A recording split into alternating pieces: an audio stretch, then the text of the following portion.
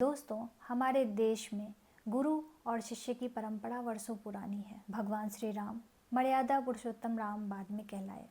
उससे पहले वो एक धनुर्धारी राम के रूप में ही विख्यात हुए थे। ये धनुर्विद्या की शिक्षा उन्होंने गुरु वशिष्ठ से ली थी और अपने गुरु के प्रति वो बहुत समर्पित भी थे। इसी तरह से अर्जुन को अर्जुन द्रोणाचार्य ने बनाया। अगर द्रोणाचार्य न होते तो अर्जुन भी नहीं होते। वैसे तो अर्जुन के जीवन में एक और गुरु आए, भगवान श्री कृष्ण, जिन्होंने अर्जुन को महान बना दिया। तो कहने का मतलब है गुरु सर्वोपरि होता है, गुरु सर्वश्रेष्ठ होता है, जो हमें जीवन में शिक्षा का ज्ञान देके हमें जीवन को सही तरीके से समझना, जीना और व्यवहारिक बनना सिखाता है। वो कहते भी हैं ना, गुरु गोविंद दोनों खरे, काके लागू पाए, बलिहारी गुरु आपने, जो गोविंद दियो बताए। जी हाँ, मैं हूँ कल्पना और मैं फिर से हाजिर हूँ अपने इस चैनल पे एक नई कहानी के साथ। आज की कहानी ऐसे ही गुरु और शिष्य की कहानी है। चलिए बिना देर किए हुए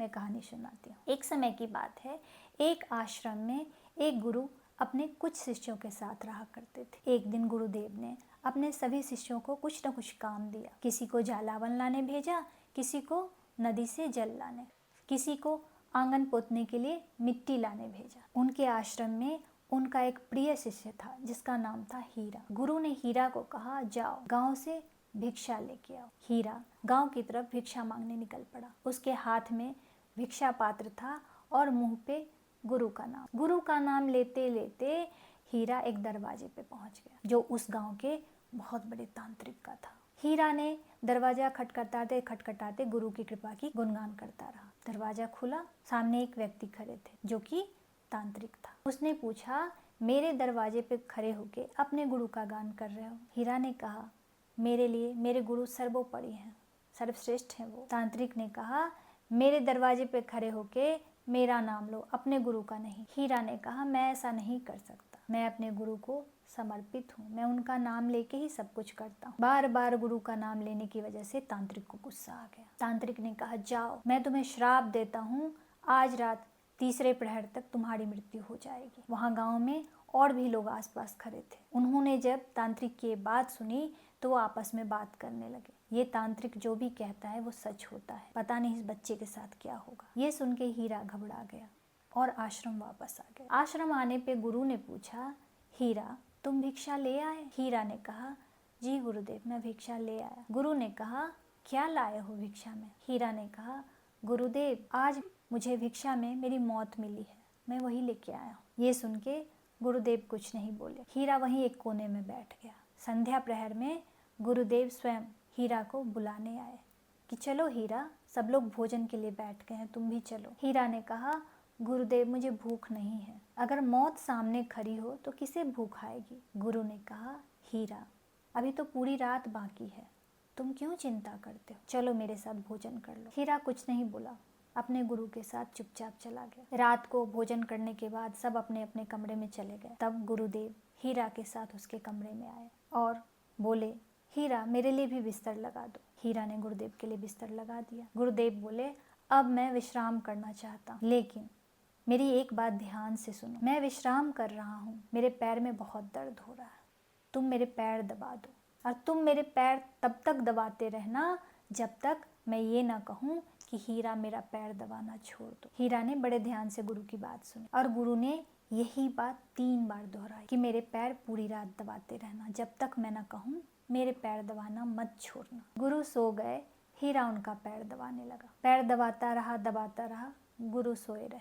रात्रि का पहला प्रहर आ चुका था। तांत्रिक ने एक यक्षिणी को एक देवी के रूप में परिवर्तित कर दिया और कहा, जाओ उस हीरा के प्राण लेके आओ। यक्षिणी ने अपने सर पे हीरे, मोती, माणिक से भरी टोकरी रखी और आश्रम के द्वार पे जा पहुंची। आश्रम के द्वार से उसने हीरा को आवाज लगाना शुरू किया, ओ हीरा, ओ हीरा, मैं तुम्हारे आश्रम के द्वार पे खड़ी, मैं धन की देवी हूँ, मैं तुम्हारे लिए बहुत सारा धन लेके आई हूँ, आओ ले जाओ, ये सारे धन तुम्हारे हैं। हीरा ने जब ये पुकार सुनी तो उसने कहा, हे देवी, मैं आपको प्रणाम करता हूँ, लेकिन मैं वहाँ तक नहीं आ सकता। मैं अभी अपने गुरु की सेवा कर रहा हूँ। गुरु ने आदेश दिया है कि जब तक वो मना न करें तब तक मैं उनके पैर दबाता रहूं, तो मैं आपके पास अभी नहीं आ सकता। यक्षिणी ने बहुत प्रलोभन दिया, पर हीरा अपने बात पर अड़ा रहा। वो बोला, जब तक मेरे गुरुदेव नहीं कहेंगे मैं वहाँ नहीं आऊँगा, आपको मेरी प्रतीक्षा करनी पड़ेगी। ऐसा सुन के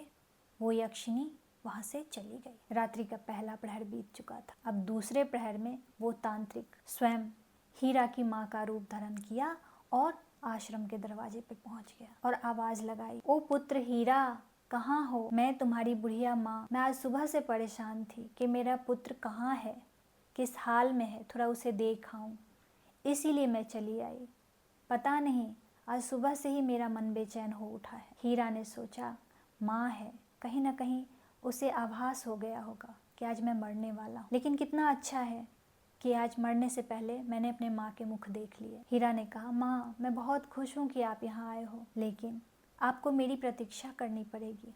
मैं अपने गुरु की सेवा में हूँ, मैं आपके पास नहीं आ सकता। माँ ने कहा, बेटा 2 मिनट की बात है, आ जाओ, मेरे गले लग जाओ, फिर चले जाना। हीरा ने कहा, नहीं माँ, मैं अपने गुरु की आज्ञा का उल्लंघन नहीं कर सकता हूँ, आप मेरी प्रतीक्षा कीजिए या चले जाइए। ये सुन के वो बुढ़िया रूपी तांत्रिक वहां से चला गया। रात्रि का दूसरा प्रहर भी बीत गया। अब रात्रि के तीसरे प्रहर में उस तांत्रिक ने यमदूत का रूप धारण किया और आश्रम के दरवाजे पर पहुंच गया। दरवाजे पर से ही आवाज लगाते हुए उस यमदूत ने कहा, हीरा, ओ हीरा, बाहर आओ, देखो तो मैं कौन हूँ। हीरा ने कहा, हे सभ्य पुरुष, आप कौन हो? मैं नहीं जानता। उसने कहा, मैं यमदूत हूँ, मैं तुम्हारे प्राण लेने आया हूँ। हीरा ने कहा, अगर आप यमदूत हैं और मेरे प्राण लेने आए हैं तो आप यहाँ आ जाइए और यहाँ से मेरे प्राण ले जाइए। यमदूत ने कहा, तुम्हें डर नहीं लगता? मैं तुम्हारे सामने खड़ा हूँ तुम्हारी मौत बनके, और तुम कह रहे हो कि तुम नहीं आ सकते हो। हीरा ने कहा, नहीं, मुझे बिल्कुल डर नहीं लगता, क्योंकि मैं अपने गुरु के शरण में हूँ और जब तक मेरे गुरु का आदेश नहीं होगा मैं वहाँ तक नहीं आऊँगा। ये सुन के वो यमदूत बना तांत्रिक गुस्से में तिल मिलाता हुआ वहाँ से चला गया और रात्रि का तीसरा प्रहर भी बीत गया। सुबह हो गई। अब गुरुदेव विश्राम करके उठ चुके थे। उन्होंने हीरा को पूछा, हीरा, तुम पूरे रात मेरे चरण दबा रहे थे? हीरा ने कहा, जी गुरुदेव। गुरु ने मुस्कुराते हुए पूछा, हीरा, तुम स्वस्थ हो?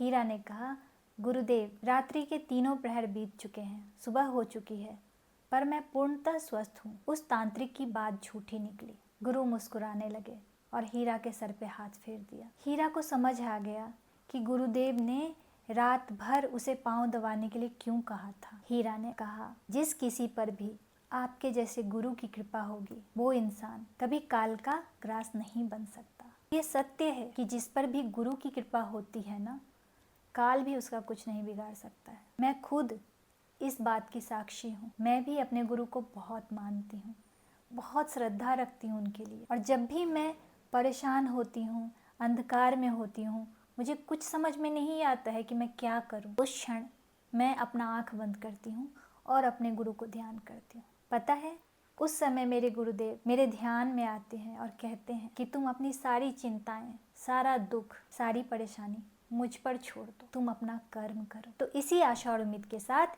कि मेरी ये कहानी आप लोगों को अच्छी लगी होगी, और अगर लगी है तो मेरे चैनल को सब्सक्राइब कर लीजिए, वीडियो को लाइक कर दीजिए।